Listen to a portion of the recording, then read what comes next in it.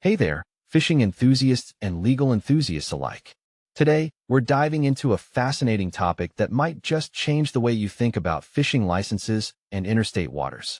It's a story that highlights the importance of knowing the rules, even for the pros. So, you might be wondering, how could a lack of a fishing license lead to a tournament catch being disqualified? Well, let me tell you, it's a tale that involves invisible state lines, reciprocal agreements, and some pretty strict tournament rules. Recently, Major League Fishing, MLF, made a ruling that sent a clear message. Knowing where you're fishing is just as crucial as knowing how to reel him in. Pro angler Chad Mrazek learned this the hard way when his day one catch from the Tackle Warehouse Pro Circuit on Lake Champlain was disqualified. Why? Because he competed in Vermont waters without a valid Vermont fishing license. Now, you might be thinking, but he got the license before day two, right? And you'd be correct. But here's the catch. Pun intended, tournament rules require anglers to have a valid license for the waters they fish during the entire competition. So, even though Mrazek got his license, it was too little, too late. This incident serves as a reminder that fishing license requirements can be complex, especially when it comes to interstate waters. You see, many rivers and lakes act as official boundaries between states, and the state line often runs through the middle. However, some boundaries are based on historic surveys or legal agreements, which can make things a bit tricky.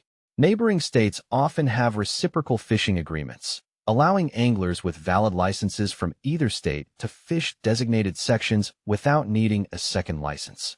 But here's the kicker. These agreements vary across the country, so there's no one-size-fits-all rule. So, how do you know which license you need? Well, it depends on the body of water you're fishing. If there's a reciprocal agreement, a single license might be enough. But if not, you'll need a license from the state whose waters you're actually fishing. Even if you launch your boat in one state, crossing that invisible state line can land you in another state's jurisdiction. Now, let's talk about some famous interstate waters and their fishing license rules. Take Lake Champlain, for example.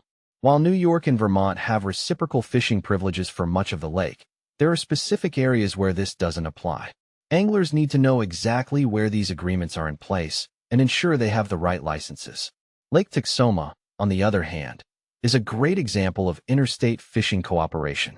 A special Lake Texoma fishing license allows anglers to fish most of the reservoir, regardless of whether they launch from Texas or Oklahoma. It's a dream come true for visiting anglers. The Mississippi River forms the border for numerous states, and many of these states have reciprocal agreements for certain stretches of the river. But, again, each agreement is unique, so it's important to do your research. The Ohio River, Delaware River, Snake River, and Lake Michigan all have their own unique licensing rules and agreements. Some recognize neighboring state licenses, while others require a specific state's license. It's a real puzzle, but one that's worth solving to avoid any legal troubles. So, how can you stay on the right side of the law when fishing interstate waters?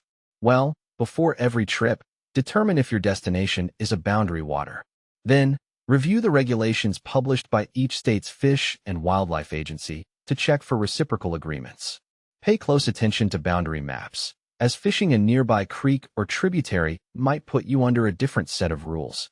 Even if you have a reciprocal license, you might still be subject to different fishing regulations.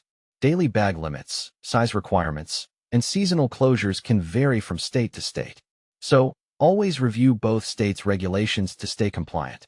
If you frequently fish boundary waters, consider getting a non-resident fishing license for the neighboring state.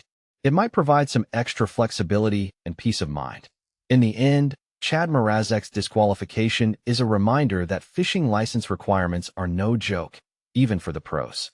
So, before you head out to your next boundary lake or river, spend some time checking those reciprocal agreements and licensing requirements.